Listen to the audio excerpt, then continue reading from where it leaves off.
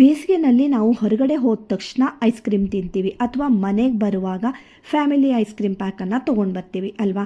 ಅದಕ್ಕಿಂತ ನಾವು ಮನೆಯಲ್ಲೇ ವೆನಿಲಾ ಐಸ್ ಕ್ರೀಮನ್ನು ಹೇಗೆ ಮಾಡ್ಕೊಳ್ಬೇಕು ಹೇಳೋದನ್ನು ಸಾಕಷ್ಟು ರೀತಿಯ ಟಿಪ್ಸ್ಗಳ ಜೊತೆಗೆ ಅತ್ಯಂತ ಸುಲಭವಾಗಿರುವಂತಹ ವಿಧಾನದಲ್ಲಿ ನಾನಿವತ್ತು ನಿಮಗೆ ತೋರಿಸ್ಕೊಡ್ತಾ ಇದ್ದೀನಿ ಫ್ರೆಂಡ್ಸ್. ಸಖತ್ ಟೇಸ್ಟಿಯಾಗಿ ಬರುತ್ತೆ. ನೀವು ಮಾರ್ಕೆಟಿಂದ ತರೋದಕ್ಕಿಂತನೂ 10 ಪಟ್ಟು ಚೆನ್ನಾಗಿರುವಂತಹ ವೆನಿಲಾ ಐಸ್ ಕ್ರೀಮನ್ನು ಹೇಗೆ ಮಾಡ್ಕೊಳ್ಬೇಕು ಹೇಳೋದನ್ನು ಫುಲ್ ಡೀಟೇಲ್ ಆಗಿ ನಾನಿವತ್ತು ತೋರಿಸ್ಕೊಡ್ತಾ ಇದ್ದೀನಿ. ಹಾಗಾದರೆ ಹೇಗೆ ಮಾಡೋದು ಅಂತ ನೋಡ್ತಾ ಹೋಗೋಣ ಅಲ್ವಾ, ಬನ್ನಿ. ಹಲೋ ಎವ್ರಿವಾನ್, ನಾನು ಸುಷ್ಮಾ. ವೆಜ್ ವಂಡರ್ಸ್ ಚಾನೆಲ್ಗೆ ಸ್ವಾಗತ, ಸುಸ್ವಾಗತ. ಫಸ್ಟ್ ನೋಡಿ, ನಾನು ಅರ್ಧ ಲೀಟರ್ ಆಗುವಷ್ಟು ಹಾಲನ್ನು ತೊಗೊಂಡಿದ್ದೀನಿ. ಸ್ವಲ್ಪ ಫ್ಯಾಟ್ ಇರುವಂತಹ ಹಾಲಾದರೆ ಚೆನ್ನಾಗಾಗತ್ತೆ. ಶುಭಮ್ಮ ಅಥವಾ ಮತ್ತು ಬೇರೆ ಯಾವುದಾದ್ರೂ ಸ್ವಲ್ಪ ಫ್ಯಾಟ್ ಇರುವಂತಹ ಹಾಲು. ಹಾಗೆ ಅದನ್ನು ಈಗ ಕಡಾಯಿಗೆ ಹಾಕಿಬಿಟ್ಟು ಸ್ಟವ್ ಆನ್ ಮಾಡಿಬಿಟ್ಟು ಕಾಯೋದಕ್ಕೆ ಅಂತ ಇಟ್ಕೊಂಡಿದ್ದೀನಿ. ಇದು ಒಂದು ಸ್ವಲ್ಪ ಬಿಸಿ ಬಂದಮೇಲೆ ಈ ಹಾಲಿನಲ್ಲಿ ಸುಮಾರು ಒಂದು 1/4 ಕಪ್ ಆಗುವಷ್ಟು ಅಥವಾ ಅರ್ಧ ಕಪ್ ಆಗುವಷ್ಟು ಹಾಲನ್ನು ತೆಗೆದು ಪಕ್ಕಕ್ಕೆ ಇಟ್ಕೊಳ್ತಾ ಇದ್ದೀನಿ. ಆ ಹಾಲು ಒಂದು ಸ್ವಲ್ಪ ತಣ್ಣಗಾದ್ಮೇಲೆ ಅದಕ್ಕೆ 3 ಟೇಬಲ್ ಚಮಚ ಆಗುವಷ್ಟು ಕಸ್ಟರ್ಡ್ ಪೌಡರನ್ನು ಹಾಕ್ಕೊಂಡಿದ್ದೀನಿ. ಚೆನ್ನಾಗಿ ಗಂಟೆಲ್ಲ ಇಲ್ಲದೆ ಇರೋ ರೀತಿಯಲ್ಲಿ ಮಿಕ್ಸ್ ಮಾಡಿ ರೆಡಿ ಮಾಡ್ಕೊಳ್ಳಿ. ಆಮೇಲೆ ಇದೇ ಕಸ್ಟರ್ಡ್ಗೆ ನಾನು 2 ಟೇಬಲ್ ಚಮಚ ಆಗುವಷ್ಟು ಹಾಲಿನ ಪುಡಿನ ಹಾಕ್ಕೊಳ್ತಾ ಇದ್ದೀನಿ. ಹಾಲಿನ ಪುಡಿ ಇಲ್ಲ ಅಂದರೆ ಪರವಾಗಿಲ್ಲ ಫ್ರೆಂಡ್ಸ್, ನೀವು ಸ್ಕಿಪ್ ಮಾಡ್ಬೋದು.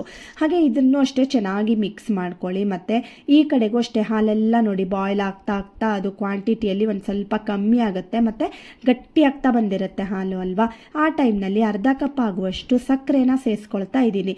ಈಗ ಇದನ್ನು ಚೆನ್ನಾಗಿ ಬಾಯ್ಲ್ ಮಾಡ್ಕೊಳ್ಬೇಕು. ಸಕ್ಕರೆ ಎಲ್ಲ ಒಂದು ಸ್ವಲ್ಪ ಮೆಲ್ಟ್ ಆದಮೇಲೆ ಅದಕ್ಕೆ ಈಗ ರೆಡಿ ಕೊಂಡಿರೋಂತಹ ಕಸ್ಟರ್ಡ್ ಮಿಶ್ರಣವನ್ನು ಹಾಕ್ಕೊಳ್ತಾ ಇದ್ದೀನಿ. ಕಂಟಿನ್ಯೂಸ್ ಆಗಿ ಮಗಚ್ತಾ ಇರಿ ಕಸ್ಟರ್ಡ್ ಮಿಶ್ರಣವನ್ನು ಹಾಕಿದಾಗ, ಯಾಕೆಂದರೆ ಅದು ಬೇಗ ಗಟ್ಟಿ ಆಗುತ್ತೆ. ಮತ್ತು ನೀವು ಅದು ಚೆನ್ನಾಗಿ ತಿರುಗಿಸದೆ ಹೋದರೆ ಏನಾಗುತ್ತೆ, ಕೆಳಗಡೆ ಗಂಟು ಥರ ಆಗಿಬಿಡುತ್ತೆ. ಆ ರೀತಿ ಆದರೆ ಚೆನ್ನಾಗಾಗಲ್ಲ. ಹಾಗೆ ನೋಡಿ, ಇದಕ್ಕೆ ಒಂದು ಸ್ವಲ್ಪ ನಾನು ಕೇಸರ್ ಸ್ಟ್ರೆಂಡ್ಸನ್ನು ಹಾಕ್ಕೊಳ್ತಾ ಇದ್ದೀನಿ. ಕೇಸರ್ ಆಪ್ಷನಲ್ ಫ್ರೆಂಡ್ಸ್, ನಿಮಗೆ ಬೇಕಿದ್ದರೆ ಹಾಕ್ಕೊಳ್ಬೋದು, ಇಲ್ಲಾಂದರೆ ಸ್ಕಿಪ್ ಮಾಡ್ಬೋದು. ಬಟ್ ಕೇಸರ್ ಪರಿಮಳ ಇದಕ್ಕೆ ತುಂಬ ಚೆನ್ನಾಗಿ ಹೊಂದಿಕೆ ಆಗುತ್ತೆ. ಟೇಸ್ಟು ತುಂಬಾ ಚೆನ್ನಾಗಿ ಬರುತ್ತೆ. ಹಾಗೆ ನೋಡಿ, ಇದು ಒಂದು ಸ್ವಲ್ಪ ಗಟ್ಟಿ ಆದಮೇಲೆ ಇದನ್ನು ಕೆಳಗಡೆ ಇಳಿಸಿಟ್ಕೊಳ್ತಾ ಇದ್ದೀನಿ.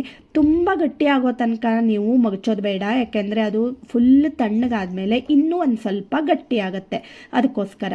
ಹಾಗೆ ನೋಡಿ, ಒಂದು ಬೌಲ್ಗೆ ಈಗ ನಾನು 1 ಕಪ್ ಆಗುವಷ್ಟು ವಿಪ್ಪಿಂಗ್ ಕ್ರೀಮನ್ನು ತೊಗೊಳ್ತಾ ಇದ್ದೀನಿ. ವಿಪ್ಪಿಂಗ್ ಕ್ರೀಮನ್ನು ನೀವು ಯಾವಾಗಲೂ ಸ್ಟೋರ್ ಮಾಡಿ ಇಡುವಾಗ ಫ್ರಿಜ್ಜಲ್ಲಿ ಅಂದರೆ ಫ್ರೀಜರಲ್ಲಿ ಇಟ್ಕೊಳ್ಳಿ. ಆಮೇಲೆ ನೀವು ಯೂಸ್ ಮಾಡೋಕ್ಕಿಂತ ಒಂದು ಅರ್ಧ ಗಂಟೆ ಮೊದಲು ಫ್ರಿಜ್ಜಲ್ಲಿ ಇಟ್ಕೊಳ್ಳಿ. ಅವಾಗೇನಾಗುತ್ತೆ, ಅದು ಒಂದು ಸ್ವಲ್ಪ ಲಿಕ್ವಿಡ್ ಫಾರ್ಮ್ಗೆ ಬಂದಿರುತ್ತೆ, ಇಲ್ಲಾಂದರೆ ತುಂಬ ಗಟ್ಟಿ ಇರುತ್ತೆ. ಆಮೇಲೆ ನಿಮಗೆ ಯೂಸ್ ಮಾಡಾದಮೇಲೆ ಪುನಃ ಫ್ರೀಜರಲ್ಲಿ ಇಟ್ಕೊಳ್ಳಿ. ಆಮೇಲೆ ನೋಡಿ, ಇದನ್ನು ಚೆನ್ನಾಗಿ ಬೀಟ್ ಮಾಡ್ಕೊಳ್ತಾ ಇದ್ದೀನಿ. ಒಂದು 5 ನಿಮಿಷಕ್ಕೇ ಇದು ಚೆನ್ನಾಗಿ ಬೀಟ್ ಆಗುತ್ತೆ ಮತ್ತು ಈ ರೀತಿ ಕ್ರೀಮ್ ಫಾರ್ಮ್ಗೆ ಬರುತ್ತೆ. ನೋಡಿ, ಈ ಕೆಳಗಡೆ ಮಾಡಿದ್ರೂ ಅದು ಬೀಳಲ್ಲ ಅಲ್ವಾ. ಈ ಥರ ಕನ್ಸಿಸ್ಟೆನ್ಸಿಗೆ ರೆಡಿ ಮಾಡಿ ಇಟ್ಕೊಳ್ಳಿ. ಹಾಗೆ ನೋಡಿ, ನಾನು ಈಗ ನೆಕ್ಸ್ಟ್ ಸ್ಟೆಪ್ ಬಂದುಬಿಟ್ಟು, ಈಗ ಮೊದಲೇನು ನಾನು ಕಸ್ಟರ್ಡನ್ನು ರೆಡಿ ಮಾಡಿ ಇಟ್ಕೊಂಡಿದ್ದೆ ಅಲ್ವಾ, ಇದನ್ನು ಬೀಟ್ ಮಾಡುವಾಗ ಅದನ್ನು ಫ್ರಿಜ್ಜಲ್ಲಿ ಇಟ್ಕೊಂಡಿದ್ದೆ. ಒಂದು 5 ಮಿನಿಟ್ಸ್ ನೀವು ಫ್ರಿಜ್ಜಲ್ಲಿ ಇಟ್ಕೊಂಡ್ರೆ ಇದು ಕೂಡ ಕೋಲ್ಡ್ ಆಗಿರುತ್ತೆ, ಕೂಲ್ ಆಗಿರುತ್ತೆ ಅಲ್ವಾ. ಸೊ ಚೆನ್ನಾಗಿ ಅದ್ರ ಜೊತೆಗೆ ಮಿಕ್ಸ್ ಆಗುತ್ತೆ. ಈ ರೀತಿ ರೆಡಿ ಮಾಡ್ಕೊಂಡಿರೋಂತಹ ಕಸ್ಟರ್ಡನ್ನು ಅದೇ ಬೌಲ್ಗೆ ಹಾಕ್ಕೊಳ್ತಾ ಇದ್ದೀನಿ. ಈಗ ನೀವು ಪುನಃ ಈ ರೀತಿ ರೆಡಿ ಮಾಡ್ಕೊಂಡಿರೋಂತಹ ಕಸ್ಟರ್ಡು ಮತ್ತು ವಿಪ್ಪಿಂಗ್ ಕ್ರೀಮು ಇದೆರಡು ಚೆನ್ನಾಗಿ ಮಿಕ್ಸ್ ಆಗಬೇಕು. ಆ ರೀತಿಯಲ್ಲಿ ಫುಲ್ ಕ್ರೀಮಿಯಾಗಿ ಬರುತ್ತೆ ಫ್ರೆಂಡ್ಸ್. ಇದು ಆ್ಯಕ್ಚುಲಿ ಹೇಳ್ತಾ ಇದ್ದೀನಿ, 100% ಗ್ಯಾರಂಟಿ ಕೊಡ್ತೀನಿ ಫ್ರೆಂಡ್ಸ್. ನೀವು ಮಾರ್ಕೆಟಿಂದ ತರೋ ವೆನಿಲಾ ಐಸ್ ಕ್ರೀಮ್ಗಿಂತ ಇದು ತುಂಬಾ ಟೇಸ್ಟಿಯಾಗಿರುತ್ತೆ.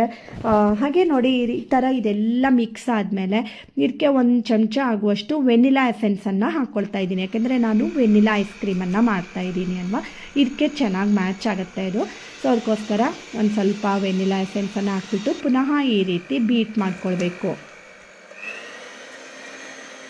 ಈ ರೀತಿ ನೀವು ಒಂದು 6 ನಿಮಿಷ ಚೆನ್ನಾಗಿ ಬೀಟ್ ಮಾಡಿಕೊಂಡಾಗ ಏನಾಗುತ್ತೆ, ಫುಲ್ ಅದು ನೋಡಿ ಈ ಥರ ಫಾರ್ಮ್ಗೆ ಬರುತ್ತೆ. ಫುಲ್ ಗಟ್ಟಿಯಾಗಿ ಬಂದಿರುತ್ತೆ, ಒಳ್ಳೆ ಕ್ರೀಮಿಯಾಗಿ ರೆಡಿಯಾಗಿರುತ್ತೆ. ಹಾಗೆ ನೋಡಿ, ಇದನ್ನು ಈಗ ಒಂದು ಗ್ಲಾಸ್ ಬೌಲ್ಗೆ ನಾನು ಟ್ರಾನ್ಸ್ಫರ್ ಮಾಡ್ಕೊಳ್ತಾ ಇದ್ದೀನಿ. ಗ್ಲಾಸ್ ಬೌಲೇ ಬೇಕು ಅಂತ ಇಲ್ಲ ಫ್ರೆಂಡ್ಸ್, ಯಾವುದಾದ್ರೂ ಓಕೆ. ಒಂದು ಸ್ವಲ್ಪ ಏರ್ ಟೈಟ್ ಇರುವಂತಹ ಕಂಟೈನರ್ಗೆ ಇದನ್ನು ಹೀಗೆ ಟ್ರಾನ್ಸ್ಫರ್ ಮಾಡ್ಕೊಳ್ತಾ ಇದ್ದೀನಿ.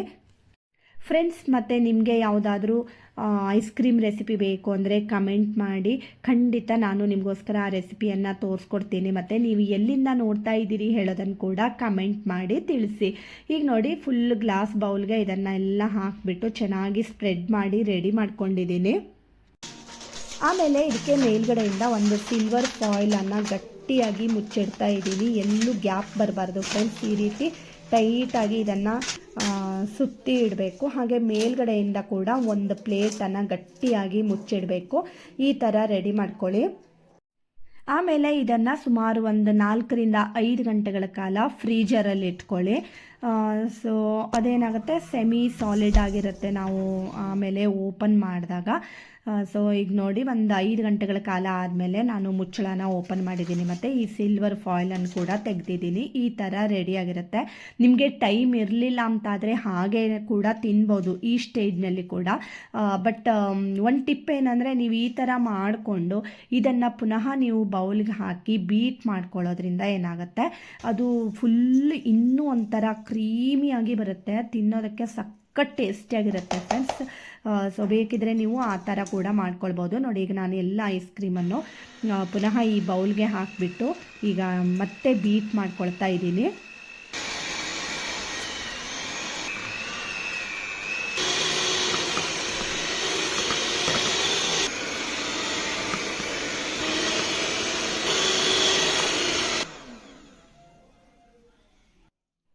ಈಗ ನೋಡಿ, ಫುಲ್ ಕ್ರೀಮಿಯಾಗಿ ರೆಡಿಯಾಗಿರುತ್ತೆ ಫ್ರೆಂಡ್ಸ್ ಇದು. ಹಾಗೆ ಈಗ ನಾನು ನೆಕ್ಸ್ಟು ಒಂದು ಫುಲ್ ಏರ್ ಟೈಟ್ ಕಂಟೈನರ್ಗೆ ಇದನ್ನು ಹಾಕ್ಕೊಳ್ತಾ ಇದ್ದೀನಿ. ನೀವು ನೋಡಿದ್ರೇ ಗೊತ್ತಾಗ್ತಾ ಇರ್ಬೋದು ಅದು ಎಷ್ಟು ಕ್ರೀಮಿಯಾಗಿದೆ ಹೇಳ್ಕೊಂಡು.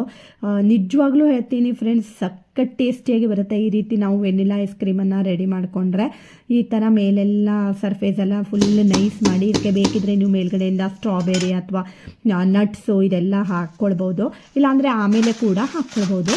ಹಾಗೆ ನೋಡಿ, ಅದೇ ಸಿಲ್ವರ್ ಫಾಯಿಲನ್ನು ಪುನಃ ನಾನು ಇದಕ್ಕೆ ಮೇಲ್ಗಡೆಯಿಂದ ಈ ರೀತಿ ಗಟ್ಟಿಯಾಗಿ ಮುಚ್ತಾ ಇದ್ದೀನಿ. ಮತ್ತು ಏರ್ ಟೈಟ್ ಮುಚ್ಚಳನ ಹಾಕ್ಕೊಳ್ಳಿ. ಫುಲ್ ಗಟ್ಟಿಯಾಗಿ ಮುಚ್ಚಳ ಮುಚ್ಚಿಟ್ಬಿಟ್ಟು ಇದನ್ನು ಫ್ರೀಜರಲ್ಲಿ ಸುಮಾರು 8 ಗಂಟೆಗಳ ಕಾಲ ಹಾಗೆ ಇಡಿ.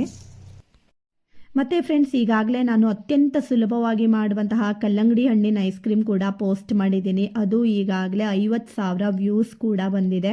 ಅದು ಕೂಡ ತುಂಬಾ ಚೆನ್ನಾಗಾಗುತ್ತೆ. ಇದಂತರೂ ಸಖತ್ತಾಗಿ ಆಗುತ್ತೆ. ಹಾಗೆ ನೋಡಿ, ಈಗ ಫ್ರಿಡ್ಜಿಂದ ನೆಕ್ಸ್ಟ್ ಡೇ ನಾನು ಇದನ್ನು ಓಪನ್ ಮಾಡ್ತಾ ಇದ್ದೀನಿ. ಮತ್ತು ನೋಡಿ, ಮೇಲ್ಗಡೆ ಇರುವಂತಹ ಸಿಲ್ವರ್ ಫಾಯಿಲನ್ನು ತೆಗೆದಿದ್ದೀನಿ. ಬೇಕಿದ್ರೆ ನೀವು ಈ ರೀತಿ ಮೇಲ್ಗಡೆಯಿಂದ ಟೂಟಿ ಫ್ರೂಟಿನ ಹಾಕ್ಕೊಳ್ಬೋದು, ಇಲ್ಲಾಂದರೆ ಕೇಸರ್ ಸ್ಟೆನ್ಸನ್ನು ಹಾಕ್ಕೊಳ್ಬೋದು, ಯಾವುದಾದ್ರೂ ಓಕೆ. ಅಥವಾ ನಟ್ಸ್ ಬೇಕಿದ್ರೆ ಅದನ್ನು ಕೂಡ ಹಾಕ್ಕೊಳ್ಬೋದು. ಹಾಗೆ ನೋಡಿ, ಈ ಥರ ಮಾಡಿಬಿಟ್ಟು ಸೇಮ್ ನಾವು ಹೋಟೆಲ್ನಲ್ಲಿ ತೊಗೊಳ್ತೀವಿ ಅಲ್ವಾ, ಐಸ್ ಕ್ರೀಮ್ ಪಾರ್ಲರ್ನಲ್ಲಿ ಏನು ಐಸ್ ಕ್ರೀಮ್ ತೊಗೊಳ್ತೀವಿ ವೆನಿಲಾ ಐಸ್ ಕ್ರೀಮು, ಅದೇ ಟೇಸ್ಟಲ್ಲಿ ಆಗಿರುವಂತಹ ಒಂದು ವೆನಿಲಾ ಐಸ್ ಕ್ರೀಮ್ ಈಗ ರೆಡಿಯಾಗಿದೆ ಫ್ರೆಂಡ್ಸ್. ತುಂಬ ಜಾಸ್ತಿ ಹೇಳ್ತಾ ಇದ್ದೀನಿ ಅಂತ ಅಂದ್ಕೊಳ್ಬೇಡಿ, ಅಷ್ಟೇ ಟೇಸ್ಟಿಯಾಗಿರುತ್ತೆ. ಖಂಡಿತ ಗೊತ್ತು ನನಗೆ. ಇದನ್ನು ಒಮ್ಮೆ ನೀವು ಮಾಡಿದರೆ ಪದೇ ಪದೇ ಮಾಡಿಕೊಂಡು ತಿಂತೀರಾ. ಮಾರ್ಕೆಟಿಂದ ವೆನಿಲಾ ಐಸ್ ಕ್ರೀಮನ್ನು ಇನ್ನು ಮುಂದೆ ತರೋದೇ ಇಲ್ಲ. ಕೈಯಮ್ಮಾಗಿ ನೀವು ಮನೆಯಲ್ಲೇ ಮಾಡ್ಕೊತೀರಾ, ಅಷ್ಟು ನಾನು 100% ಗ್ಯಾರಂಟಿ ಕೊಡ್ತೀನಿ. ಅಷ್ಟು ಟೇಸ್ಟಿಯಾಗಿರುತ್ತೆ ಕೂಡ. ಖಂಡಿತ ನೀವು ಒಮ್ಮೆ ವೆನಿಲಾ ಐಸ್ ಕ್ರೀಮನ್ನು ಟ್ರೈ ಮಾಡಿ. ವಿಡಿಯೋ ಇಷ್ಟ ಆಗ್ತಾ ಇದ್ದರೆ ಫಾಲೋ ಮಾಡೋದನ್ನು ಮರಿಬೇಡಿ, ಸಬ್ಸ್ಕ್ರೈಬ್ ಮಾಡ್ಕೊಳ್ಳಿ, ಹಾಗೆ ಶೇರ್ ಮಾಡಿ ನಿಮ್ಮ ಫ್ರೆಂಡ್ಸ್ಗೂ ಎಲ್ಲ, ಓಕೆನಾ? ಹಾಗೆ ಥ್ಯಾಂಕ್ ಯು ಫಾರ್ ವಾಚಿಂಗ್.